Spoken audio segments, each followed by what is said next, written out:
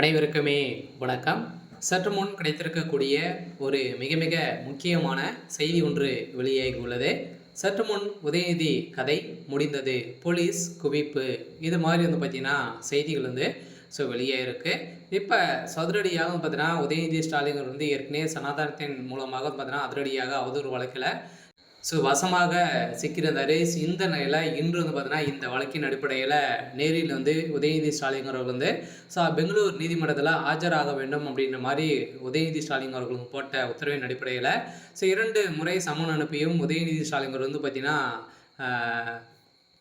ஆஜராகாத நிலையில் இப்போ அதிரடியாக உதயநிதி ஸ்டாலின் அவர்களுக்கு பிடிவாரட்டு கொடுக்கப்பட்டிருக்கு. இந்த நிலையில் உதயநிதி ஸ்டாலின் அவர்கள் இன்னும் ஒரு சில தினங்களில் உதயநிதியுடைய கதை ஒட்டுமொத்தமாக முடிய போகுது. ஏற்கனவே ஒரு மிகப்பெரிய பிரச்சனைகள் போயிட்டு இருந்தாலுமே இப்போ அதிரடியாக பார்த்தீங்கன்னா இந்த சம்பவத்தின் அடிப்படையில் உதயநிதி ஸ்டாலின் மீது நிறைய விதமான வழக்குகள் இருக்குது. இந்த வழக்கின் அடிப்படையில் இப்போ உதயநிதி ஸ்டாலின் அவர்களுக்கு ஒரு மிகப்பெரிய சம்பவம் நடக்க போகுது. இதை பற்றி இந்த வீடியோவில் நம்ம முழுமையாக பார்க்கலாம். அதுக்கு முன்னாடி நம்ம சேனலுக்கு இப்போ தான் நீங்கள் முதல் முறையாக வந்திருக்கீங்க அப்படின்னா மறக்காமல் நம்மளுடைய சேனலை சப்ஸ்கிரைப் பண்ணி சப்போர்ட் பண்ணுங்கள். வாங்க வீடியோக்குள்ளே போகலாம். அதை பற்றினா சனாதனத்தை குறித்து அவதூறு பேச்சு தொடர்பாக உதயநிதி மீது ஸ்டாலின் மீதும் ஜாமீன் வழக்கை பெங்களூர் நீதிமன்றத்தில் உத்தரவிட்டுள்ளது. டெங்கு மலேரியா போல சனாதனத்தையும் ஒழிக்க வேண்டும் என அமைச்சர் உதயநிதி ஸ்டாலின் அவர்கள் பேசியது. இதற்கு எதிராக பல்வேறு மாநிலங்களில் வழக்கு தொடரப்பட்ட நிலையில் இந்த வழக்கில் நேரில் ஆஜராக வேண்டும் என பெங்களூர் நீதிமன்றத்தில் பார்த்தீங்கன்னா 2 முறை சமன் அனுப்பியும் உதயநிதி ஆஜராகவில்லை.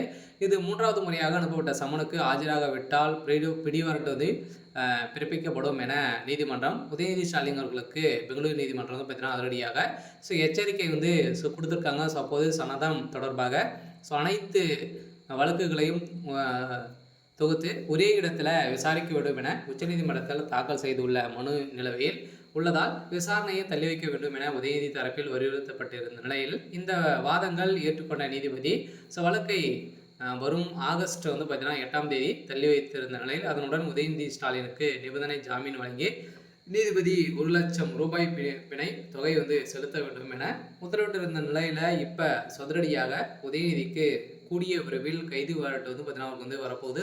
ஆஜராகவில்லை அப்படின்னா கட்டாயம் உதயநிதி ஸ்டாலின் கைது செய்யப்பட போகிறாரு.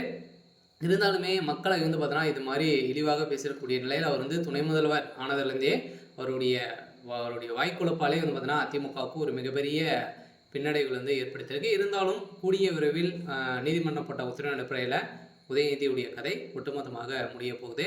சரி, ஓகே. இன்னைக்கான அப்டேட் இதுதான்.